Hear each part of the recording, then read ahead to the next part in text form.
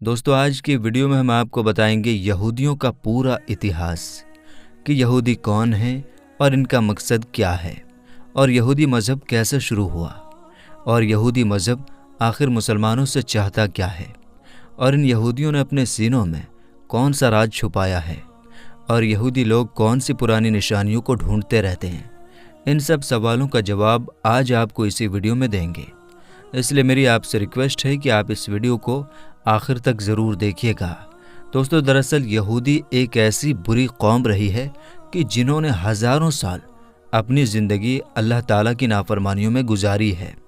حضرت یعقوب علیہ السلام کے زمانے سے بنی اسرائیلی نامی اس قوم کی شروعات ہوئی اور اس یہودی قوم کی ہمیشہ سے ہی جھگڑا فساد کرنے کی عادت رہی ہے اور اللہ تعالیٰ نے اس پر بہت بار لعنت کی ہے، اور اس بنی اسرائیل کے دھوکے بازی کی پوری کہانی قرآن پاک میں بتائی گئی ہے، جس کے بعد اس قوم کو حکومت کے پد سے ہٹا دیا گیا اور پھر اس کی جگہ حکومت کا پد مسلمانوں کو سونپ دیا گیا۔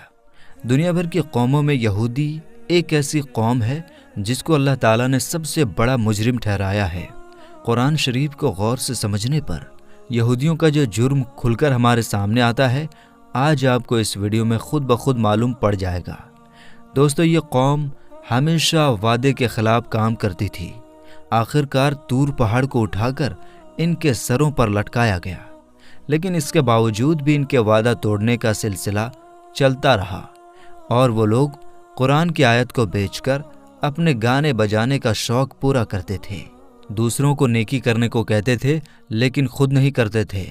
اور میرے دوستو ان کو فرعونیوں کے ظلم سے بچانے اور سمندر میں راستہ دیے جانے کے باوجود بھی یہ لوگ اللہ تعالیٰ کی نافرمانی کرتے رہے، اور جب موسیٰ علیہ السلام طور پہاڑ پر جا کر اللہ تعالیٰ سے بات چیت کرتے تو اس بیچ اس قوم کے لوگ بچھڑے کی پوجا کرنے میں لگ جاتے۔ ان کی اس حرکت کو دیکھ کر اللہ تعالیٰ نے موسیٰ علیہ السلام کے ذریعے حکم دیا کہ گائے کو ذبح کرو، تو یہ لوگ سن کر حیران ہو گئے اور ان لوگوں نے موسیٰ علیہ السلام سے کہا کہ آپ جائیے اور اللہ تعالیٰ کا صحیح حکم لے کر آئیے، اور اس طرح ان لوگوں نے 5 بار موسیٰ علیہ السلام کو طور پہاڑ پر بھیجا، صرف اس لیے کیونکہ وہ لوگ گائے کو ذبح کرنے سے بچنا چاہتے تھے، اور وہ لوگ کھلے عام کہتے تھے کہ وہ اپنی آنکھوں سے دیکھے بغیر اللہ پر ایمان نہیں لائیں گے۔ خیر دوستو، اللہ تعالیٰ نے جب انہیں بغیر محنت کیے آسمان سے کھانا بھیجوانا شروع کیا تو ان لوگوں نے ضد کر کے اس کو بند کروایا، اور انہوں نے حضرت موسیٰ علیہ السلام سے کہا کہ ان کے لیے کھانے پینے کا انتظام جیسے کہ اناج، سبزیاں، پھل وغیرہ زمین میں ہی اگا دیا جائے۔ جبکہ دوستو ریگستان کی کڑک دھوپ سے بچنے کے لیے بھی اللہ تعالیٰ کی طرف سے ان پر بادلوں کا سایہ کیا گیا، لیکن اتنا سب کچھ ملنے کے باوجود یہ لوگ اللہ تعالیٰ کے سامنے نہیں جھکے۔ پھر اللہ تعالیٰ نے انہیں بستی میں داخل ہوتے وقت معافی مانگنے کا بھی حکم دیا، حالانکہ اس حکم کو ماننے میں کسی طرح کی کوئی پریشانی نہیں تھی، لیکن پتہ نہیں اس قوم نے کیوں اللہ تبارک و تعالیٰ کا حکم نہیں مانا، جبکہ اللہ تعالیٰ نے اپنی رحمت سے ان بستی میں 12 قبیلوں کے لیے الگ الگ 12 پانی کے چشمے پیدا کر دیے تاکہ ان لوگوں کے بیچ پانی کو لے کر کبھی جھگڑا نہ ہو۔ مگر اس احسان کے باوجود بھی وہ لوگ اللہ تعالیٰ کے تمام نبیوں کی برائی کرتے رہے، آسمان سے بھیجے گئے پیغمبروں کو قتل کرنے اور انہیں پھانسی پر لٹکانے سے بھی باز نہیں آتے تھے، اور انہوں نے ہی حضرت یحییٰ علیہ السلام کو قتل کروا دیا تھا، اور حضرت عیسیٰ علیہ السلام کو صلیب پر لٹکانے کا پلان بھی انہی لوگوں نے بنایا تھا۔ یہ کہتے تھے کہ پیغمبر صرف بنی اسرائیل کے لوگوں میں سے ہی ہو سکتا ہے، اس لیے وہ بنی اسماعیل کے پیغمبر حضرت محمد مصطفیٰ صلی اللہ تعالیٰ علیہ وسلم پر ایمان نہیں لائے، اور حضرت جبریل علیہ السلام کو 1 نمبر کا دشمن مانتے تھے، اس لیے کیونکہ حضرت جبرائیل علیہ السلام وحی کے ذریعے ان لوگوں کی پلاننگ کی خبر اللہ تعالیٰ کے نبیوں کو دے دیتے تھے، اور یہودی یہ تک کہتے تھے کہ حضرت جبرائیل علیہ السلام نے نبوت کے لیے کسی غلط انسان کو چنا ہے، معاذ اللہ۔ اور دوستو اگر نبی کریم صلی اللہ تعالیٰ علیہ وسلم کی مجلس میں ان کے کسی آدمی کے منہ سے سچی بات نکل بھی جاتی تھی تو وہ بعد میں انہیں برا بھلا بھی کہتے تھے، اور بڑے دعوے سے اس قوم کے لوگ کہتے تھے کہ یہ اللہ کے چہیتے ہیں اور جہنم کی آگ ان کو کبھی نہیں چھوئے گی۔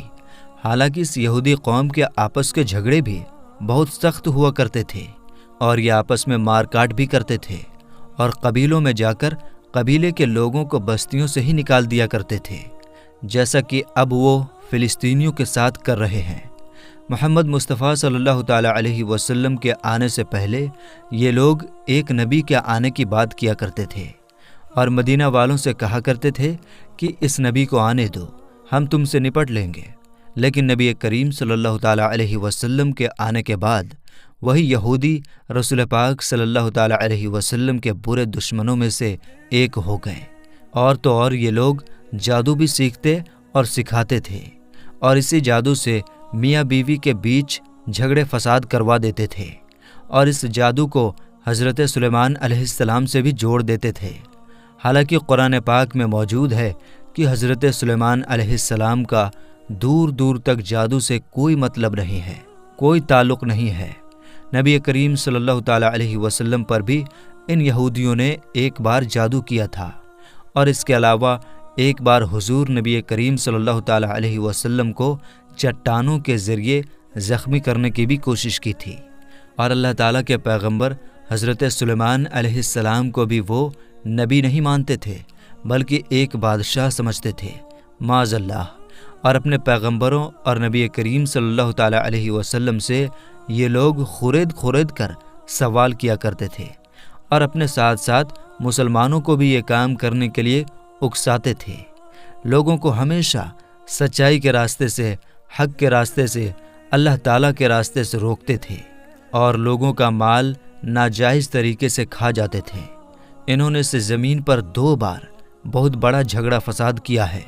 اور تو اور دوسروں کی بیویوں کو تاک جھانک کرنے اور ان سے خود اپنی بیٹیوں بہنوں کے ساتھ بدکاری زناکاری کرنے کا الزام بھی لگاتے تھے، اور ایسا بیکار کام کرنے میں یہ ذرا سی بھی شرم محسوس نہیں کرتے تھے۔ جب حضرت موسیٰ علیہ السلام نے یہودیوں کو فلسطین کے حکمران کے خلاف جنگ کرنے کا حکم دیا تو ان یہودی قوم کے لوگوں نے ہی کہا تھا کہ اے موسیٰ، ہم وہاں ہرگز نہیں جائیں گے، وہاں پر آپ جائیں اور آپ کا رب جائے، ہم نہیں جائیں گے، ہم تو فی الحال یہیں پر بیٹھے رہیں گے۔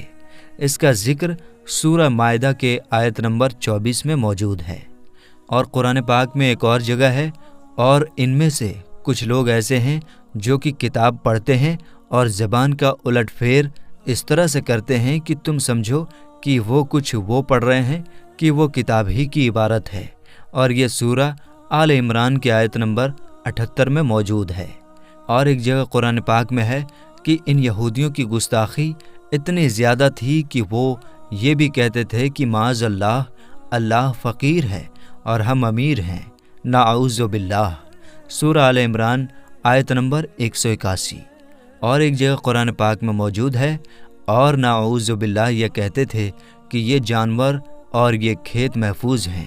انہیں صرف وہی لوگ کھا سکتے ہیں جنہیں ہم کھلانا چاہتے ہیں۔ قرآن مجید کی سورہ انعام آیت نمبر 138 میں موجود ہے۔ قرآن پاک میں ایک جگہ اور یہ ہے، ان میں سے ایک جماعت یہ کہتی تھی کہ نبی کریم صلی اللہ تعالیٰ علیہ وسلم پر جو کچھ بھی نازل ہوا ہے اس پر صبح ایمان لاؤ اور شام کو انکار کر دو، معاذ اللہ۔ سورہ آل عمران آیت نمبر 72 میں موجود ہے۔ دوستو، ایک زمانہ تھا کہ یہ قوم اللہ تعالیٰ کی سب سے پسندیدہ قوم تھی، لیکن ان کے اپنے گھنونے کاموں کی وجہ سے اللہ تعالیٰ نے ان کو حکومت کے پد سے ہٹا دیا۔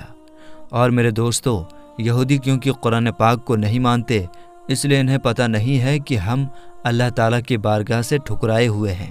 اور یہ اپنے آپ کو آج بھی اللہ تعالیٰ کے نزدیک پسندیدہ سمجھتے ہیں، اور وہ یہ بھی کہتے ہیں کہ ہم اللہ تعالیٰ کے نزدیک اللہ تعالیٰ کی سب سے پسندیدہ اور چہیتی قوم ہیں۔ اور میرے دوستو، اللہ تعالیٰ نے اس قوم کو بہت سارے انعام سے نوازا ہے، انہی میں سے ایک تابوت سکینہ بھی ہے۔ تابوت سکینہ کیا ہے، اس پر بھی ہم پوری ڈیٹیل ویڈیو آگے انشاءاللہ لے کر آئیں گے۔ تو فی الحال کی اس ویڈیو میں اتنا ہی، ملیں گے ایک اور نئی ہسٹوریکل ڈیٹیلڈ ویڈیو کے ساتھ۔ تب تک کے لیے آپ اپنا اور اپنوں کا بہت زیادہ خیال رکھیے۔